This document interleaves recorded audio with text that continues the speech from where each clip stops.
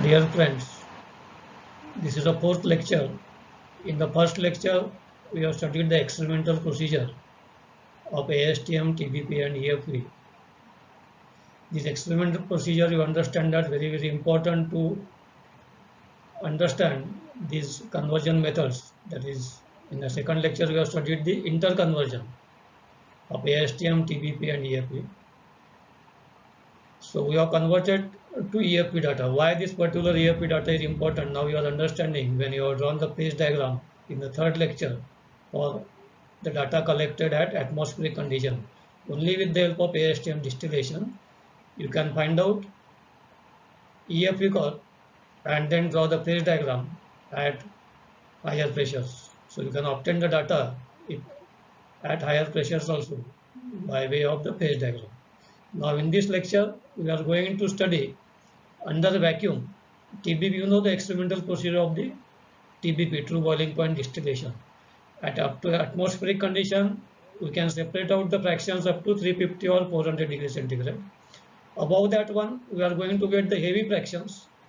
So that heavy fractions to separate out, we are going to perform the experiment by applying the vacuum that is at 10 mm of mercury. So the 10 mm of, why we are going to obtain this 10 mm of mercury? Because administrator suggested that they are having the charts available for the 10 mm of mercury. So I am explaining the procedure of this subatmospheric pressure, how we are going to plot the phase diagram. That is below 760 mm of mercury or below 1 atmosphere. The heading is given as atmospheric and subatmospheric EFP relationships from ASTM and TBP data. So administrator suggested the method. They have taken the help of Okamoto. These are the name of scientists, administrator and Okamoto. Reworked some of the correlations previously reported, incorporating additional new EFP data and presented methods and charts for relating ASTM, TBP and EFP distillation curve at atmospheric and subatmospheric pressure.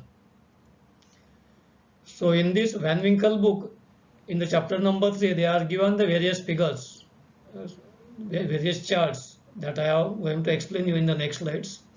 So this number is related to that particular chapter number 3 from Van Winkle, figure number 3.15 through 3.18. These figures we are going to use to draw the phase diagram under vacuum are working charts published by administrator, but it is given by Van Winkle book. ASTM or TBP data, and figure 3.19 interrelates ASTM and TBP atmospheric data. Just now I told you about 350 or 400 degrees centigrade heavy oil. For the separation of the heavy oils, we are going to apply the vacuum. So that's why it is mentioned where heavy oils are distilled in the laboratory to determine their distillation characteristics. Vacuum distillation of the Engler type ASTM D116 distillation 10 mmHg, TBP type are conducted. We are going to apply the 10 mmHg and we are going to collect that particular sample, and then again we are going to correct it for atmospheric temperature, atmospheric pressure. In this case, the procedure suggested by administrator is that of determining the EFP distillation curve for 10 mm mercury and transposing it by means of an empirical correlations. Enable evaluation of the EFP 10 mmHg curve from the TBP 10 mmHg data. These figures are given. Transposition of the 10 mm mercury EFP distillation curve to a corresponding distillation curve at other pressure from 10 mm to 760 mm mercury can be done by using figures 3.24, 3.25.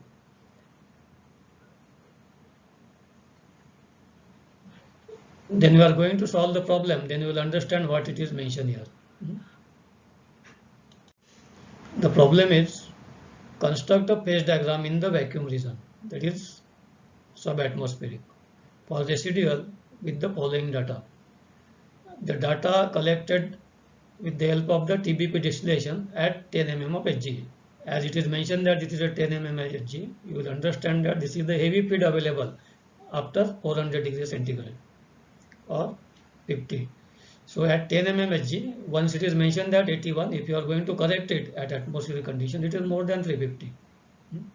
So this you have to understand that why you are going to get 81, 148, 204. These are not atmospheric condition. This is obtained at 10 mm Hg after applying the vacuum to the TBP experiment. So this is data collected with the help of the TBP experiment at 10 mm mercury. It is reported here for 0% 81.1, 10% it is 148, 30% 205, 50% 263, 90% near about 400 degrees centigrade. If you are going to correct it, it is more than that one. So how we are going to solve that? We are going to draw the phase diagram under the vacuum region. The procedure is totally different than previously what you have learned in the last lecture.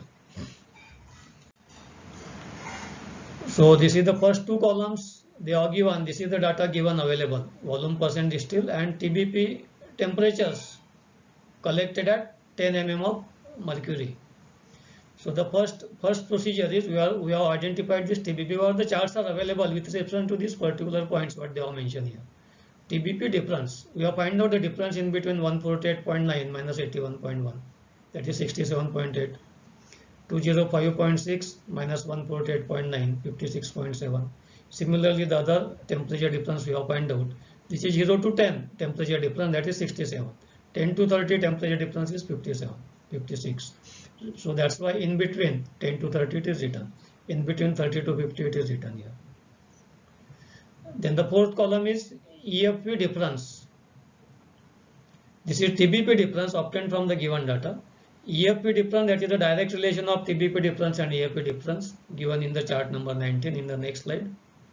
So that we are going to identify. I am going to explain in that particular slide. That is 2643. This we have obtained from the chart number 19. Once you have find out EFP difference, then you are going to identify by using chart number 18.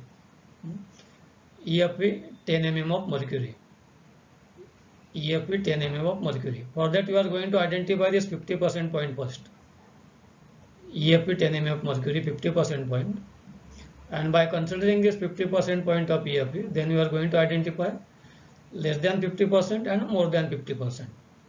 263, this minus 8 you are going to identify with the help of the chart. So for 50% EFP 10 mm Hg is 263 minus 8, that is 255. To find out for 30% it is 255 minus 44. This difference we are going to take help of this difference. That's how we have find out here. Similarly, 211 minus 43. Similarly, 168 minus 26. So we are going to reduce this particular difference, and to find out for more than 50%, we are going to add that one. To find out for 70%, it is 255 plus 50.5. Then 306 plus 55. So that way we are going to identify EFP 10 mm Hg. Similarly, the next block is EF. We are going to correct this EFP 10 mm Hg to EFP 760 mm Hg. These temperatures are required to locate the EFP 10 mm Hg and EFP 760 mm Hg to plot the phase diagram. So to find out this EFP 760 also, we are going to identify the 50% point first by using the chart 21. So these three charts are attached here after these slides. As it's very difficult to go back on this particular slide, I am explaining here only. And then later on I am going to explain this chart 19, 18 and 21. These are the page numbers of the respective charts we are going to provide at the time of examination. This is 50% point is 417 that you obtained from the chart number 21. Then other points, it is similar to by taking help of EFP difference. 417 minus 44, 373. 373 minus 43. So this way we are going to reduce this. Similarly, the higher temperature for 70% it is 417 plus 50.5. Then 90% it is 467 plus 55, this difference. So this way, this 10 mm Hg line and 760 mm Hg line, we are going to draw these particular temperatures on the phase diagram.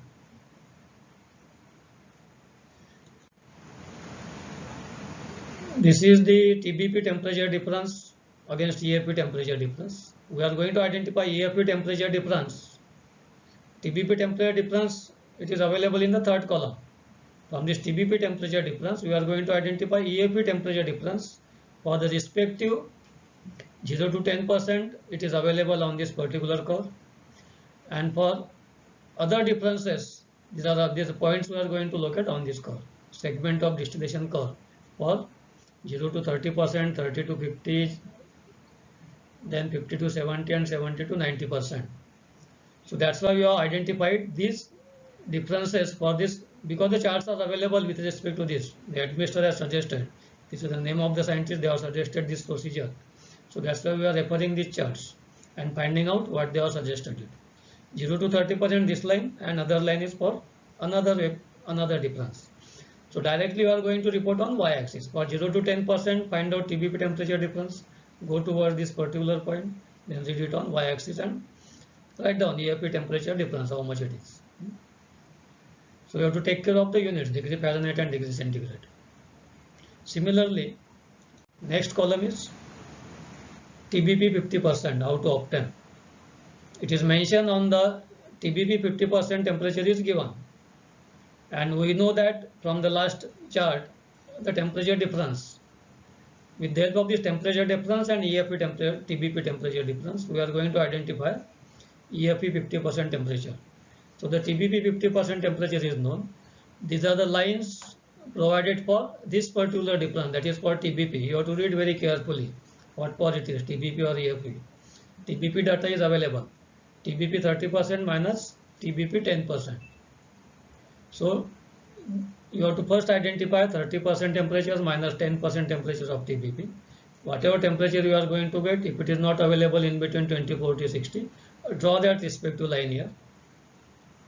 Then locate TBP 50% temperature, go vertically towards that particular difference, read it on y-axis, that is minus 8, already you obtained it. Then what it is written on y-axis, add to TBP 50% to obtain EFP 50%. You are going to add this y-axis to TBP 50% temperature which is available, given. So you are going to get EBP 50%. Once you are going to get EFP 50% temperature, then plus and minus you can identify 70%, 90%, 30%, 20% and 10%, this one. As the charts are available for 10 mm Hg, so experimentally we have collected the data at 10 mm Hg and it is reported in the problem. Then third graph is effect of pressure on 30 mm. This is EFP 30% and 50% temperature. You can use any temperature. Now you obtain at 10 mm Hg, you are going to correct it to 760 mm Hg. This is the line for 760 mm Hg. If you are going to use this particular line 760 mm Hg, then you are going to read it on the same on x-axis. Or here also it is written EFP 30% 50% temperature at 760 mm Hg. You are going to read it on y-axis only for 760 mm Hg on y-axis. For other mm of mercury, you are going to read it on this one x-axis only. Suppose you have to identify for this 25 mm Hg. Locate this temperature, go towards, and for 25 mm Hg you are going to get the temperature. Only for 760 you are going to get on y-axis. Or if you are, so EFP 50, if you are considering 50% temperature, EFP 50% temperature, locate at EFP 50% temperature, already you have found out.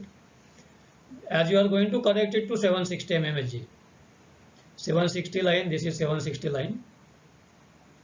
Then go towards y-axis, because on the y-axis it is mentioned this is 760. Directly report this 50% temperature of EFP on y-axis.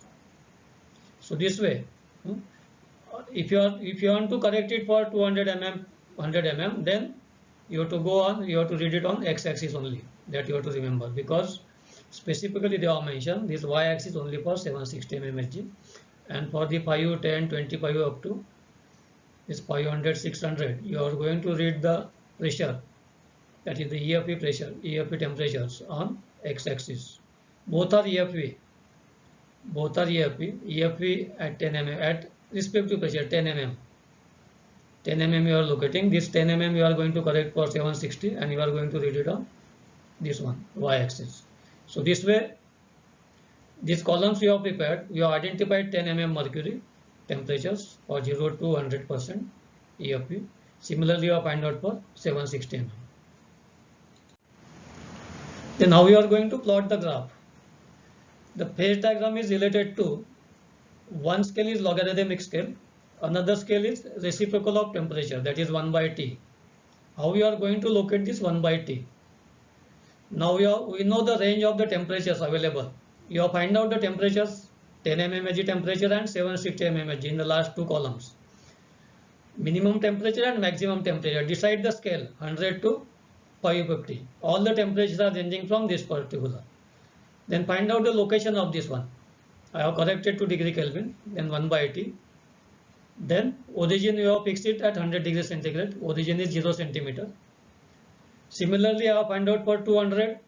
What is the distance from the 0 centimeter? From 0 centimeter to 5.7 you are having 200 degree.